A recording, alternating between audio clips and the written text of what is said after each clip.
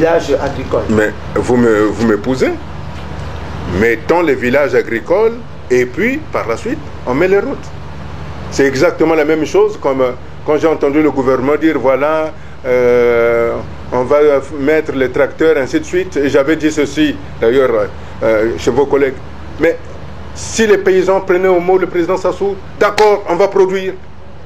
À Boko là-bas vous avez des mangues qui pourrissent. Vous avez des laitiers. Le Congolais fainéant, non? Non, parce que il n'y a aucune structure tant en amont qu'en aval pour prendre ces mangues, pour les conditionner. Vous me permettez une dernière question. En tout cas, la gestion des deniers publics, sous votre gestion, sous votre règne, comment entendez-vous gérer les deniers publics? Sinon, est-ce que les deniers publics sont bien gérés aujourd'hui? Je puis vous dire qu'il n'y aura pas une femme qui va avoir 300 milliards dans une mallette et qui se fait arrêter à Paris. Ça n'existera pas.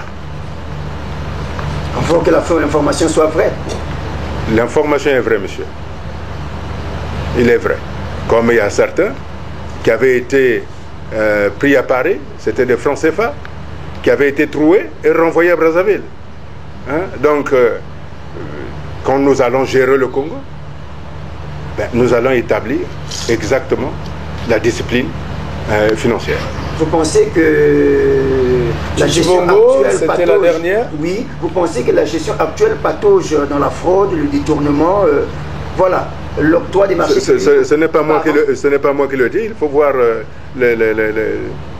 tous les procès qui sont en Europe et puis tout l'argent qui sont dans les banques offshore. Mais en tout cas, il y a une commission anticorruption. Non, là c'est encore... Travail efficace. Non. Alors pourquoi on n'a pas enlevé M. Ondongo? Hein? Pourquoi on n'a pas enlevé M. Ondongo? Parce qu'il aurait fait... Le ministre des Finances. Le ministre des Finances. Sa femme a été impliquée. Pourquoi on ne l'a pas enlevé? Au moins qu'on fasse clair, qu'on voit clair. Et puis après, il va se justifier. Si on voit que la nouvelle est fausse, bon, la République lui présente des excuses et puis on le réintègre. Non. Le travail a été fait. Peut-être qu'on aurait vu que non, c'était une fausse rumeur. Quelque chose. Alors dites-moi quels sont les Congolais qui ont hérité de leurs parents pour se construire des villas, pour avoir de l'argent colossal comme ça. Merci beaucoup, Titi Bongo. Nous allons recevoir Bachir Théophile Sakala. Merci à vous, Modeste Boukadia, président du CDRC. Bachir Théophile Sakala va échanger avec vous sur la vie sociale des Congolais. Comment les Congolais se portent aujourd'hui. Bachir Théophile Sakala. Président Modeste Boukadia, bonsoir. Bonsoir. D'entrée de jeu, depuis que vous avez commencé à parler, M. Modeste Boukadia, vous avez une prise de position très tacite. Vous ne voulez pas bouger d'un seul iota. Est-ce que là aussi, ce n'est pas un intégrissme politique que vous êtes en train de développer dans votre manière d'accéder aux affaires? Non, pas du tout, puisque j'ai proposé au président de la République. Je l'ai aidé. Je l'ai aidé en lui disant il ne faut pas qu'il se fasse huer en 2009. En 2016. En 2009. Je lui ai demandé qu'il fallait qu'il soit juge et non jugé parti. C'est une façon de montrer mon ouverture. Le 14 janvier 2010, quand j'ai présenté des vœux à la presse, j'ai dit que je pouvais travailler avec le PCT à la condition que le PCT soit un petit peu démocratique. Le PCT ferme. Ben, il faut qu'on soit ferme avec lui aussi. Le PCT se comporte exactement comme le parti de M. Ben Ali. Le PCT se comporte exactement comme le parti de M. Moubarak. Votre discours est-il insurrectionnel? Il n'est pas insurrectionnel. C'est le gouvernement qui pousse les Congolais à être dans la rue. Enfin, monsieur, soyons réalistes. On a chassé le président Youlou, pourquoi? Parce qu'il avait volé. Mais vous pensez que M. Sassou n'a jamais volé dans ce pays? Vous avez des preuves. Mais là-bas en France, dans certaines banques, moi je dis qu'il garde l'argent, qu'il garde les biens, qu'il reste président de la République, mais qu'il mette en place un nouveau gouvernement pour que nous puissions travailler. Mais vous êtes plus à l'étranger qu'au Congo. Je ne suis pas à l'étranger, je suis ici. Si je vais à l'étranger, c'est pour avoir des partenaires. Ce n'est pas comme certains, quand ils accèdent au pouvoir, ils se disent « Mais comment je vais faire ?» Moi, j'ai des partenaires. Si je vais en Europe, c'est pour avoir des partenaires avec lesquels, lorsque nous aurons des élections démocratiques, lorsque nous allons gagner les élections, nous savons comment faire. C'est au nom de ça que vous dites, si le président Sassou résiste, en tout cas moi je suis prêt à l'aider à sortir par la grande porte. Mais c'est pour son bien. Vous voulez... sur l'étranger, non, vous voulez qu'on fasse... M. Sassou, ce qu'on a fait M. Kadhafi? Non, c'est ce que vous voulez? Non, alors, voilà. Le Congolais est un peuple de paix. C'est un peuple de paix. Allons-y, Bachir Tofin Sakala.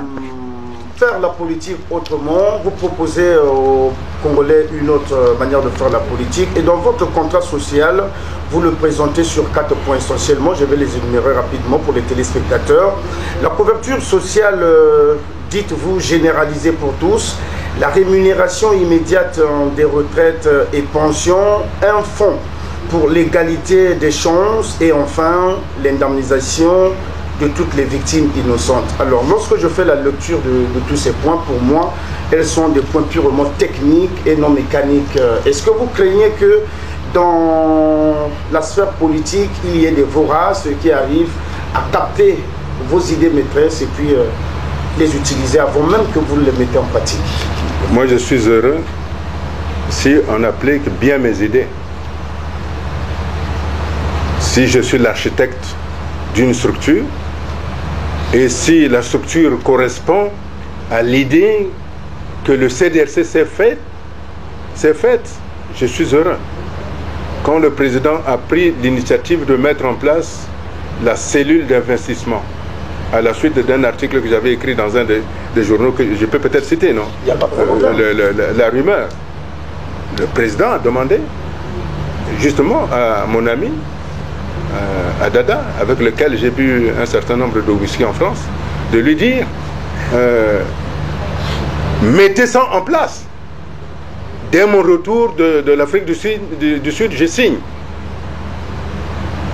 Quand j'ai fait des émissions chez vos confrères de Radio Brazzaville, économique, sur la masse monétaire, sur le marché intérieur. Mais cette commission a invité un de vos partenaires, que je peux citer, M. Zonzeka,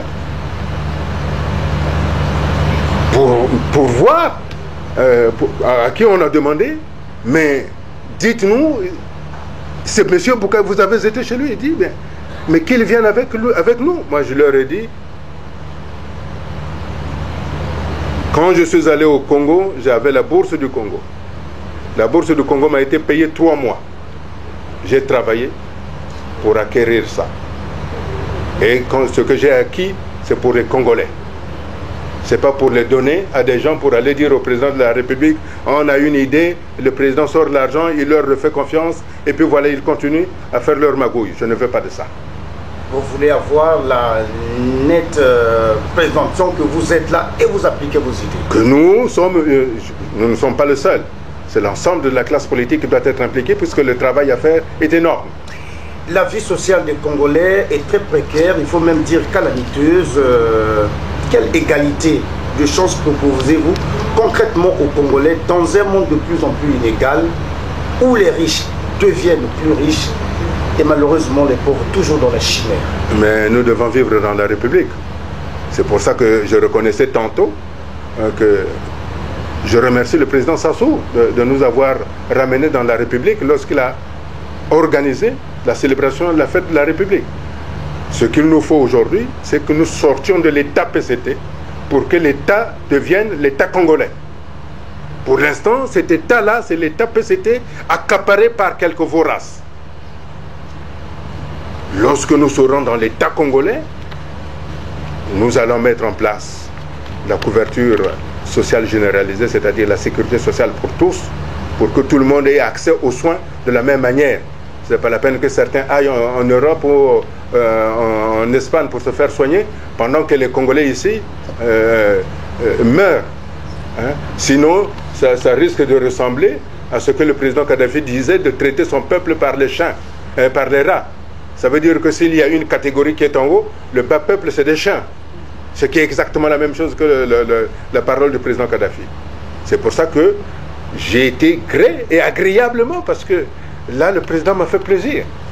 Parce que l'idée de la République, nous sommes le seul parti à l'avoir incarné. Nous disions qu'il fallait qu'on revienne dans la République. Il nous a fait plaisir. Il nous reste à ce qu'il fasse ce qui est complémentaire. L'État. Quand l'État sera là, je vous jure, monsieur, vous allez prendre un Vili, le mettre là-bas à Kakamweka ou bien là-bas en Zambie, il ne saura pas qu'il est Vili. Il sera congolais. Parce qu'il va travailler. Et ce qui compte pour un individu, c'est son revenu qui permet à sa famille de vivre. Mais s'il n'y a pas l'État, si c'est l'État PCT, les gens vont dire, moi je suis Vili, moi je suis Congo, moi je suis je ne sais pas quoi. Et il y aura toujours des plus riches. Mais s'il y a l'État, nous allons partir vers une égalité des chances. Le président de la République, j'allais dire le gouvernement de la République a pris une série de mesures sociales, entre autres la gratuité de certains documents. On peut citer comme ça pêle-mêle le passeport. Ça c'est pareil. La gratuité de Est-ce que là ce ne sont pas vraiment des avancées, M. Boukadia? Vous allez dans un hôpital ici, vous avez les médicaments, vous avez les médecins qui vous soignent. Hein? Je ne vous demande pas de tomber malade, mais faites semblant d'être malade et aller dans un hôpital si on ne veut pas vous demander, si vous n'allez pas regarder votre poche d'abord. Hein? On avait dit qu'il fallait, les césariennes, c'était gratuit. Oui. C'est pas gratuit. Hein? Non. Les Congolais qui en témoignent. Peut-être que l'opération elle-même est gratuite. Vous voulez parler donc des médicaments qui accompagnent. Moi, je pense que... Pour vous, c'est un bluff, c'est un trompe-l'œil, tout ce que le gouvernement a proposé aux Congolais? C'est depuis l'espérance. Est-ce que l'espérance a donné quelque chose dans ce pays? Non, on parle de concept. Bachir Tofil, allons-y. Alors, c'est un concept. La vie sociale des Congolais, c'est aussi cette opération musclée menée conjointement par les forces de l'ordre et la municipalité de Pointe-Noire à Font-Tchétié. Et vous pensez que cette opération n'était pas la bienvenue au moment où nous nous approchons des fêtes de fin d'année? Vous savez, il y a une façon de faire. Il y a la manière correcte de faire les choses. Les jeunes qui vendent le lin, ils n'ont pas de métier. Il y a des fêtes, il faut bien qu'ils bricolent. Vous savez, Boisize s'est immolé parce qu'il y a les forces de sécurité qui lui ont ravi sa charrette.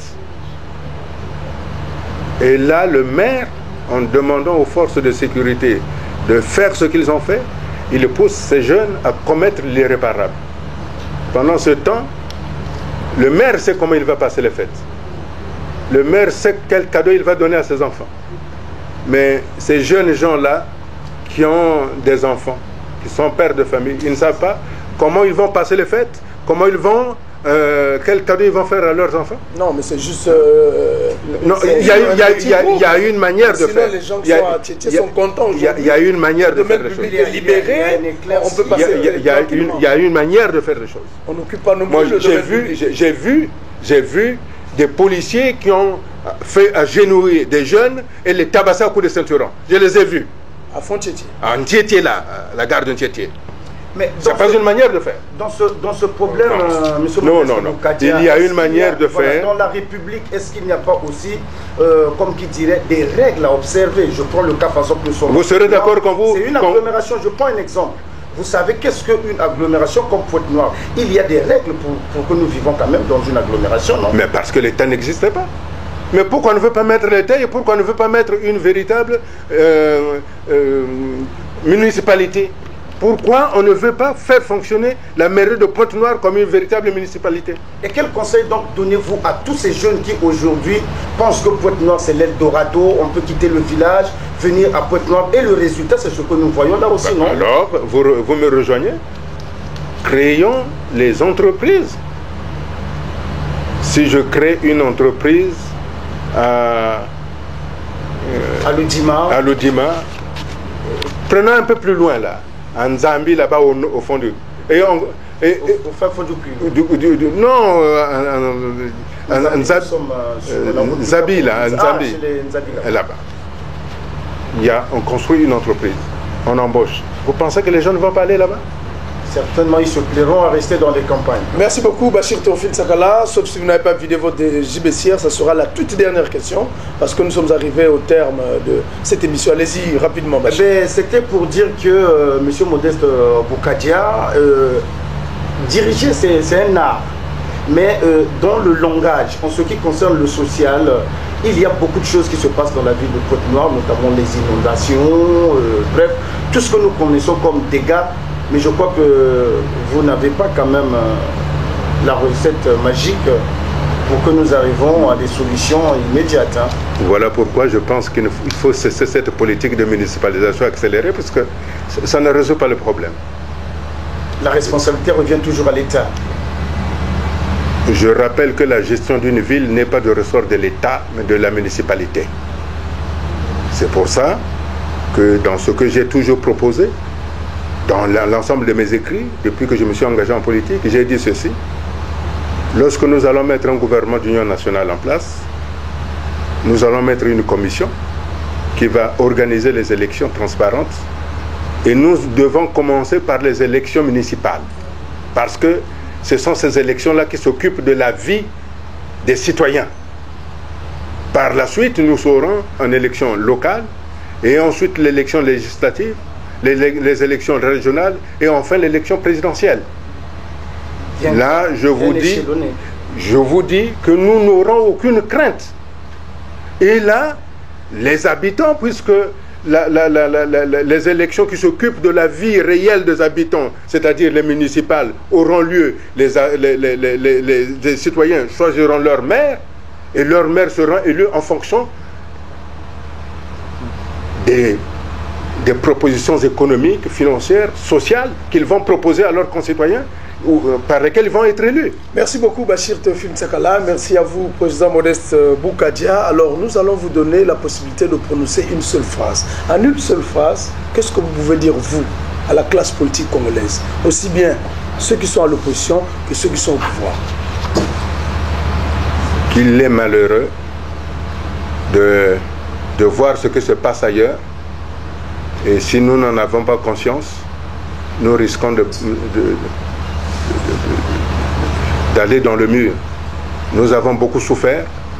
Aujourd'hui, nous devons regarder de l'avant pour que nous ne souffrions plus. Nous sommes tous des Congolais. Et en tant que Congolais, tenons-nous la main pour que nous disons enfin, le soleil se lève au Congo. Et en ce jour, c'est la nouvelle République, le nouveau Congo, avec un nouveau gouvernement.